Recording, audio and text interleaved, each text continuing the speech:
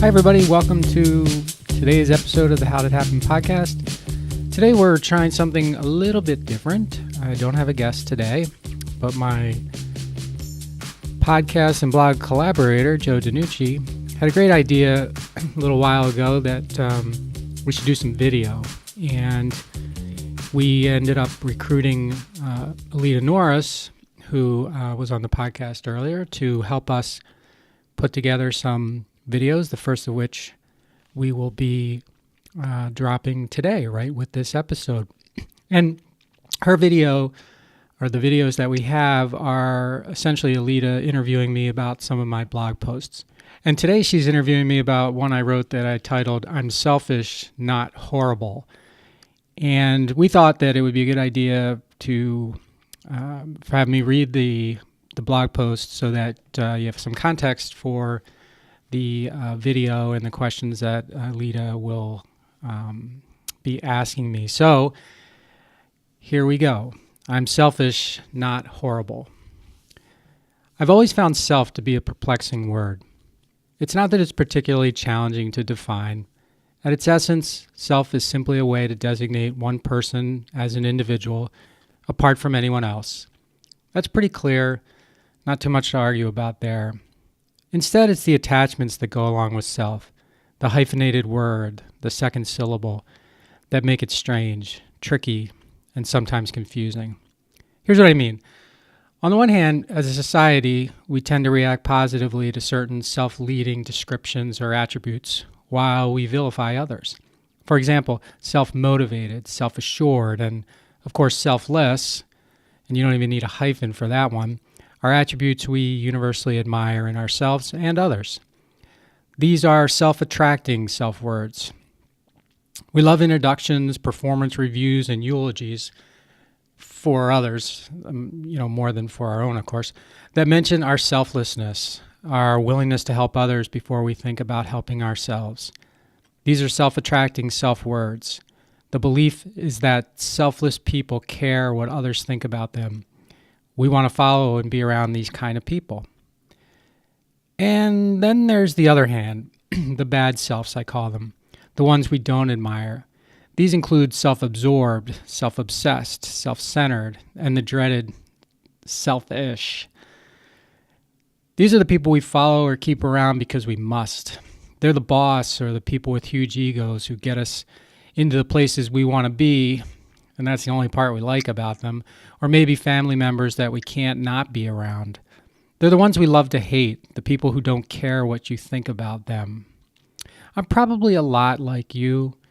When I have my choice, my preference is always to be liked rather than disliked. Sure, I've toed the "I don't care if you like me as long as you respect me" line once or twice, or maybe a dozen times or more in my career, but that was more me saying that what I thought I should rather than what I believed. Sure, there have been some people I just haven't gotten along with, but I always wanted the reasons for that to be about them instead of about me, which is easy to do, of course, when I'm the one making all the judgments. By and large, though, my style is to play the safe self cards.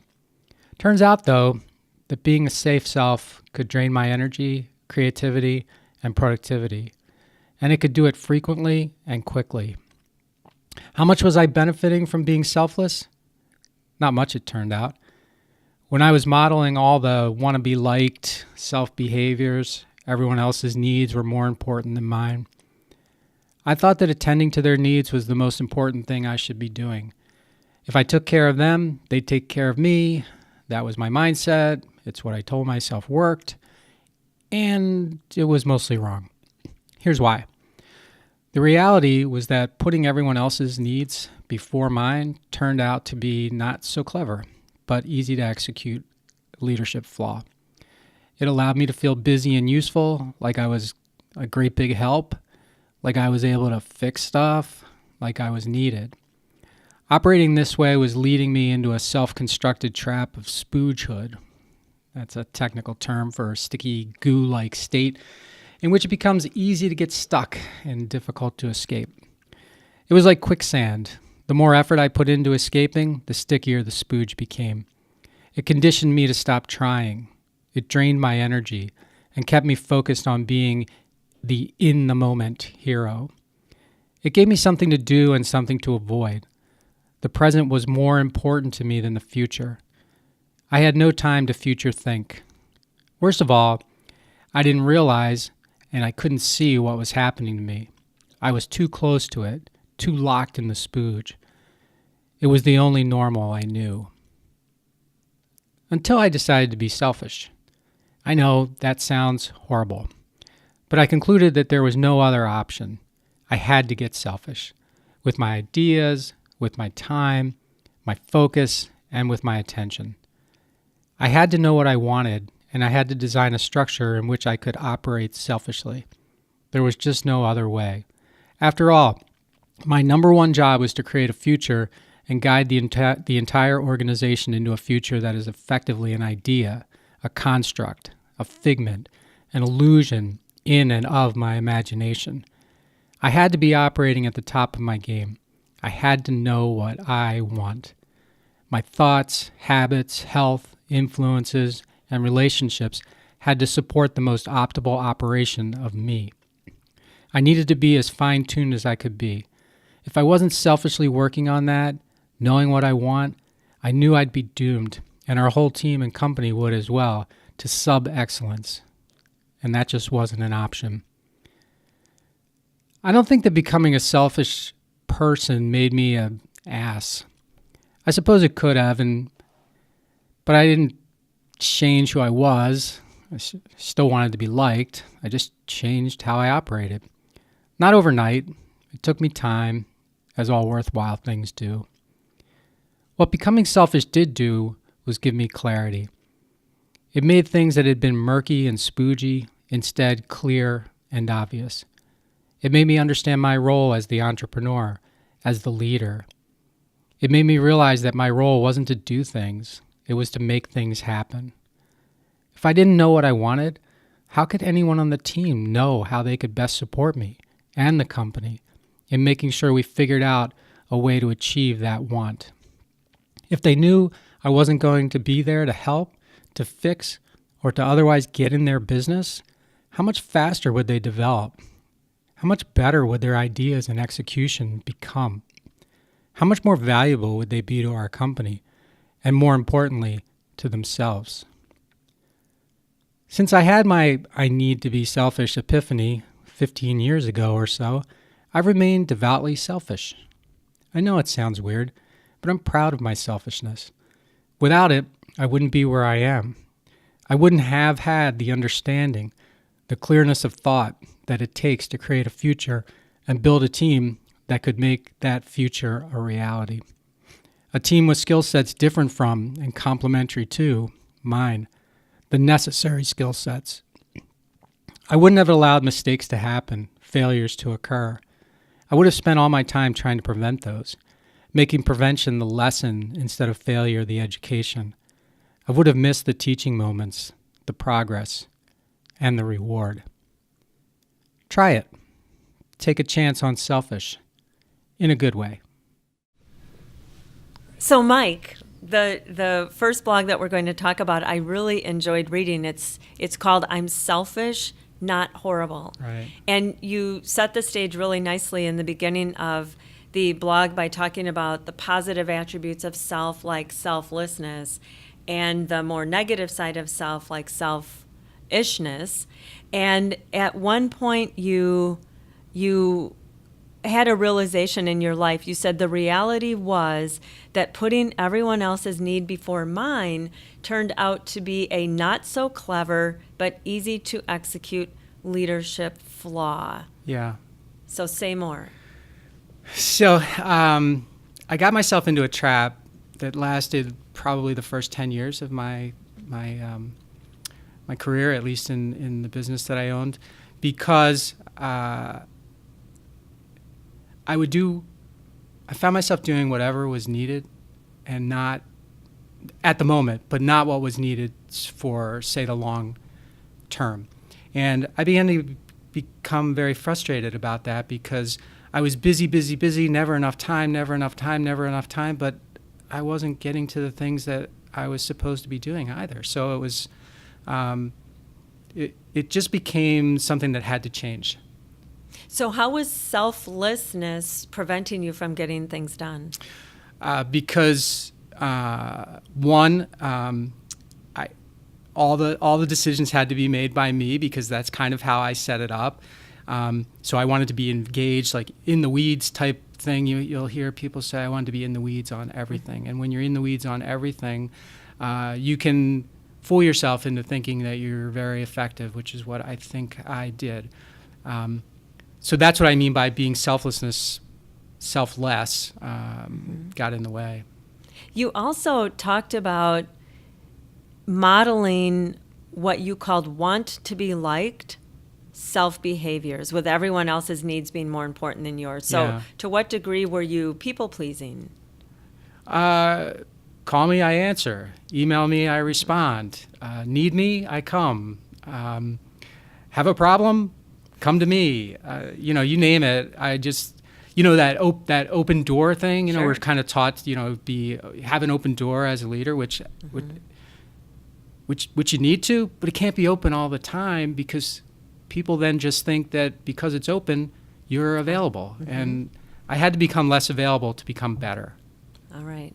Okay. So you one of your concluding comments was, I concluded that I had no other option but to get selfish. Right. So is that your advice to other executives in the world? It is, and not with the negative baggage that selfish oftentimes brings along with it. Selfish in that if you want the business to go a certain place and you're in charge of that, you're the leader, you better know where you want it to go, and then you better construct a time system that gives you the opportunity to get that in place, communicate it to everyone, and then execute it, because it's not going to happen unless you do it. Great. And so again, the title of the blog is I'm Selfish, Not Horrible. And I really want to underscore that part of you, that you're not horrible. Oh. And there certainly are some people in the world who are selfish and kind of horrible. So, so I must be winning on that front. You are winning good. On that front. So thank you. Great lesson. And thanks for sharing these thoughts. Oh, my pleasure. Learning to like my grudges.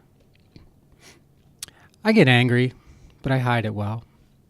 People tell me that I'm calm and even-tempered, and I am, mostly. They admire that about me, they say. I realize that they only see the outside of me, though.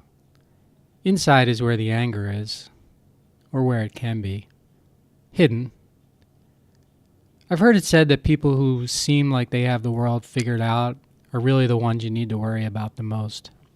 That might describe me, only without the worry part. I'm harmless. Sometimes my anger lingers or intensifies into something more complex, something uglier and less admirable, a grudge. It happens less as I get older, thankfully, but it's taken me down some dark roads. When I'm pursuing a grudge, most people don't know it.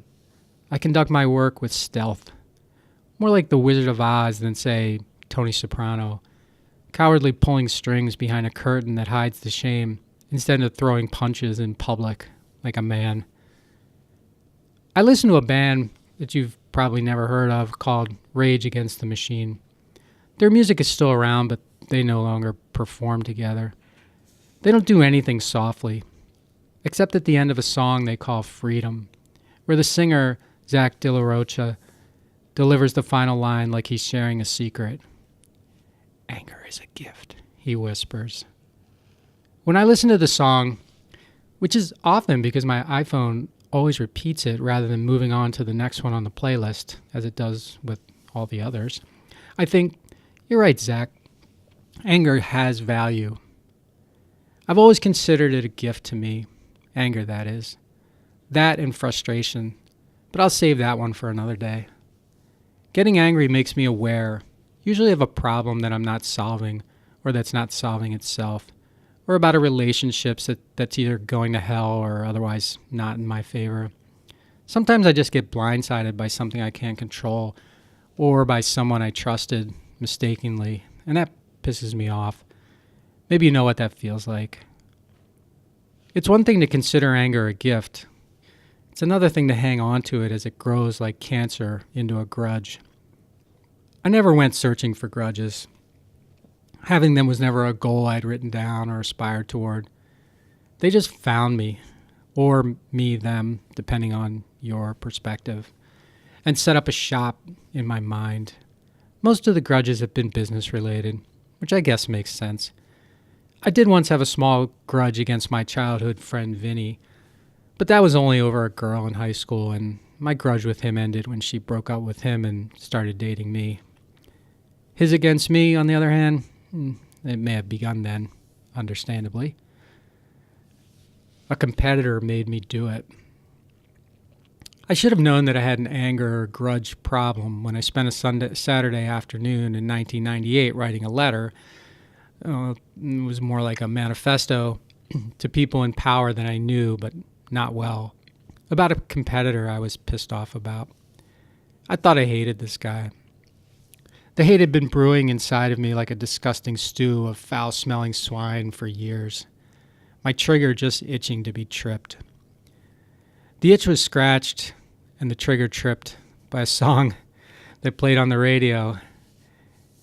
David Bowie reference for what that's worth, as I drove home from work that Saturday. A song by Metallica called One. It's one of those head-banging songs that starts slowly, like it might be a ballad, before becoming more intense, driving, and violent. Sounds of war and gunfire, yelling. Soldiers are being shot, their lives changing in a moment, forever. Darkness imprisoning me, all that I see, absolute horror, I cannot live, I cannot die. You get the point. I felt like the song was written as fuel for my anger fire, an accelerant to kick my temper into overdrive, to take my competitor grudge to a new, higher stakes level. When I got home, I had to act before the fuel ran dry. I just couldn't help myself. Jamie and her best friend growing up, Nora, who was visiting us from Connecticut, were downstairs, enjoying each other's new momness with the kids, Morgan and Grace. I was locked in my office, typing away in a full-blown grudge mode, a completely imperfect host. My manifesto detailed everything I thought he was doing wrong and that nobody was doing anything about. I attached pictures and documents to prove my point. I'd been on his tail for years, and the quote-unquote evidence I was providing was beyond convincing. Case closed. I mailed it to every regulator and person of authority I could think of. The CC'd list was ridiculously long. There was no way that it wouldn't get the right person's or people's attention. Action would come quickly and demonstrably. Shock and awe alike. My phone would be ringing off the hook for interviews and more information. I was convinced that he would immediately find himself in scalding hot water. It would only be a matter of time before he was gone, before I'd be happy again, satisfied that he just got what he had coming. The wait would be short. My star would rise. The grudge would pay off. Big time. Turns out that justice moves slowly. It's been about 20 years and I'm still waiting. No one got back to me. No one called. His water never heated up. It remained tepid at best. At the time, I couldn't believe nothing happened. In fact, it made me angrier and my grudge stronger. It's clear to me now that I probably came across as a crazy person at best, and a sore loser or whiner, yuck, at worst. Rather than being articulate, maybe even lawyerly-like, which was my goal, instead I'd lured myself right into his pathetic trap. To get me in the mud, to make me angry enough to be stupid. Like a messy divorce filing, I'd responded to years of his ridiculous he-saids with my own even more ridiculous he-saids. It's easier said than done. I realize now that I lost control that day in my life, that Saturday, when I thought I was being righteous, maybe seasoned with a pinch of vindictiveness.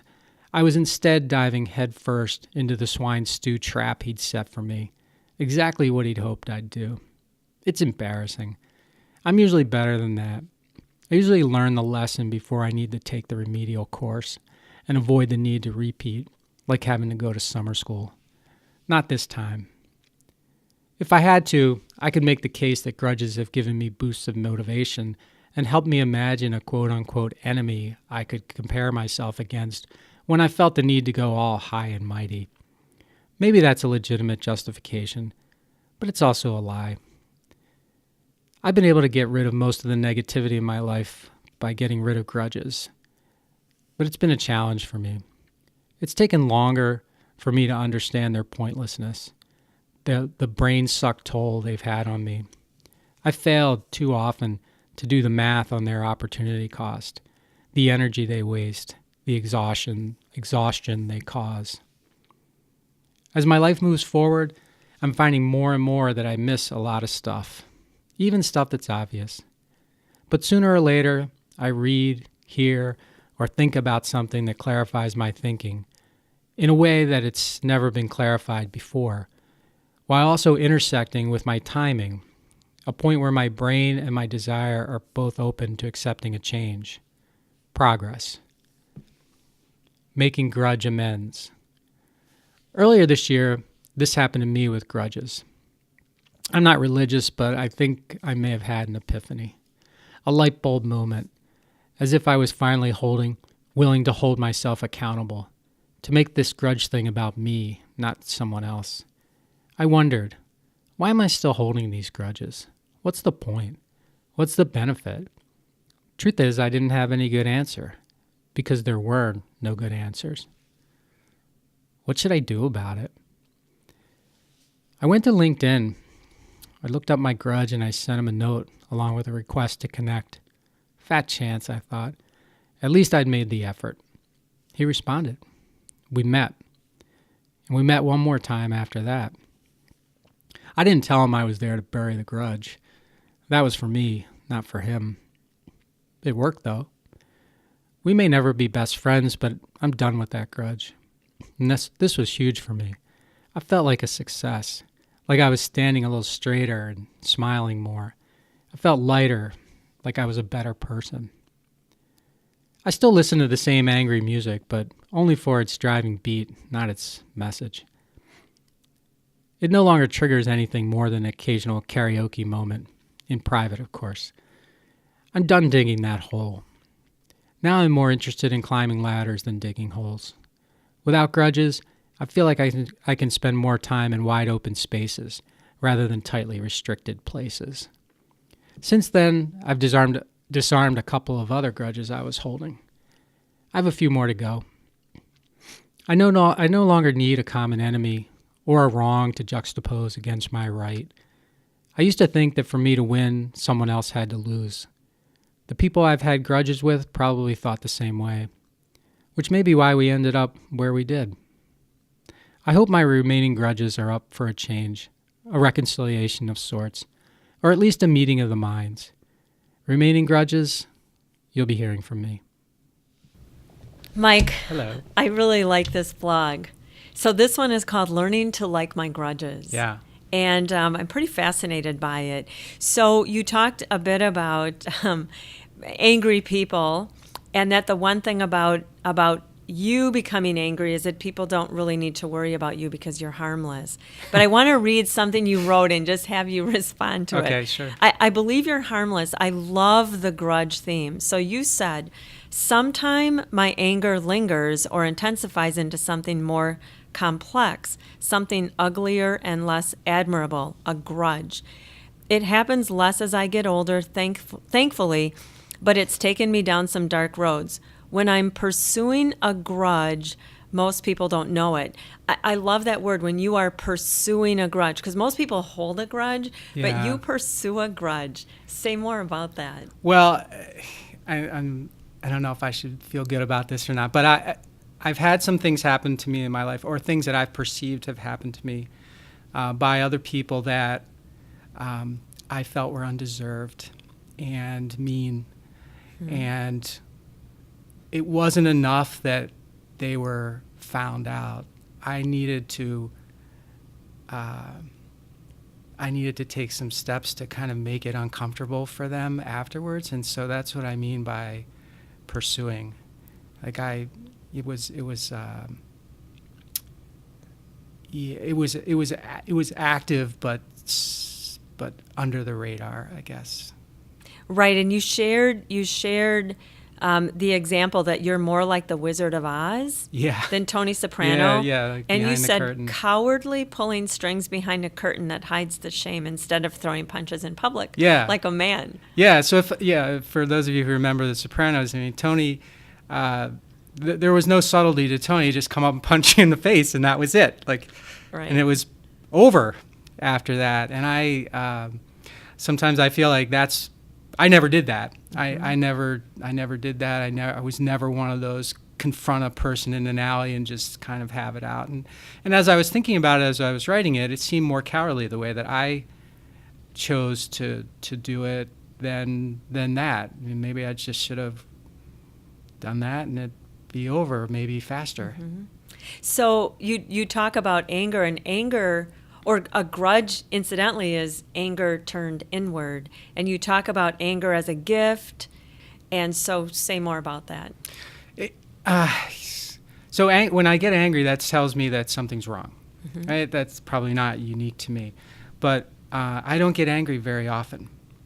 So even though this story is about anger that I've sort of horribly managed, I don't get angry often. So now I've become, as I've gotten older, I understand that when I am getting angry, there's something that I need to actually do. And I look at myself, what I need to do, rather than sort of looking outward at what other people need to do to relieve the anger from me. So that's All right. where I'm going with that.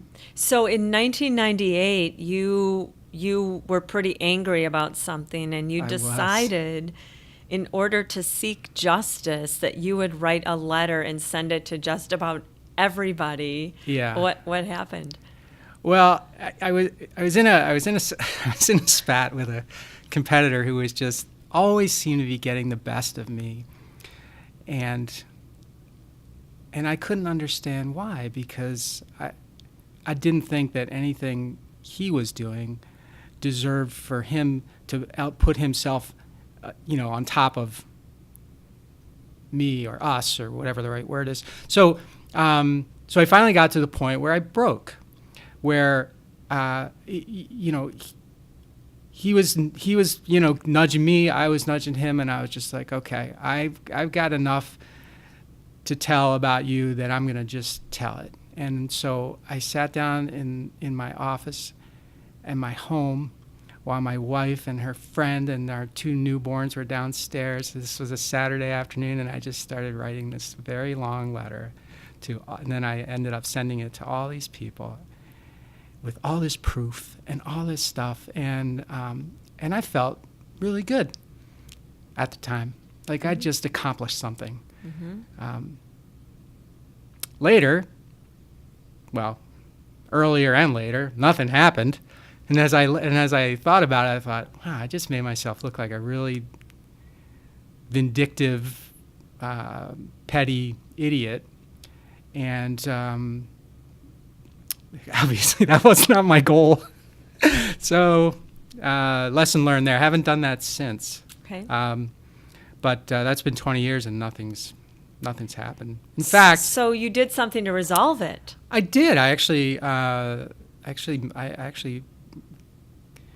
got rid of that grudge.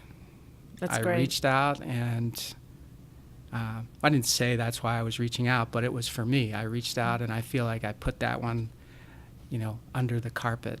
So I feel really good about that. That's great. And to be more specific, you reached out to that person. That person, and yes. you met with him, and you just resolved the 20-year grudge. I decided that some people like this person. He's got a family. He's got friends. I must have missed something along the way. And so I went looking for that. And, we might never be best buddies, but I don't have any anger towards that person anymore, thankfully. Yeah, it's a great ending to the story, so thanks for sharing that. Oh, thanks for asking.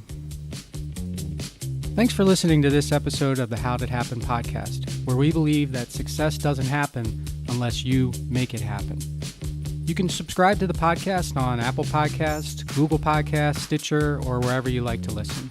And while you're there, please rate it and leave a comment as well. I'd love to hear your thoughts about the show, ideas for future guests, or whatever you'd like to share. And of course, you can always find me at MikeMalatesta.com. See you next time. Thanks again for listening to the How Did Happen podcast.